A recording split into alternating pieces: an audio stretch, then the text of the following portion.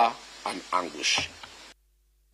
Kwingineko, maafisa wa polisi huko Nyeri wamelazimika kutumia gesi ya kutoa machozi kuwatawanya wakazi wa kijiji cha Kianjogu huko Madhera walioandamana mapema leo wakikashifu mauaji ya mtoto Chantel Waruguru aliyepotea na kukosekana tangu Jumamosi iliyopita. Wakazi hao walioandamana na mwili wa marehemu kwa zaidi ya saa moja baada ya kufukua kutoka kwenye choo kilicho nyumbani kwa mshukiwa.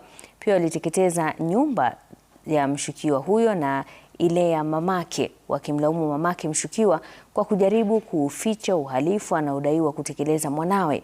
Wakati wa maandamano hayo, polisi walifyatua risasi wakijaribu kuwapokonya waandamanaji mwili wa marehemu. Kwa choo tukitafuta in the compound tukampata in the pit latrine where she had been stabbed, and upon recovering the body we found she had been cut into 2 pieces, brutally murdered.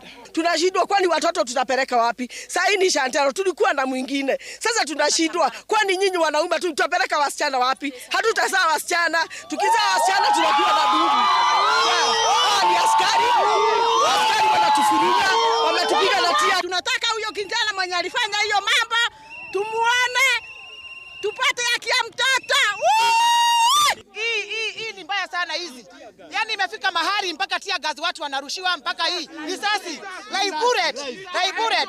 Nataka kuuliza hii serikali, mnataka kuua watoto wetu mpaka lini? We need justice. We need what? Justice. We need what? Justice.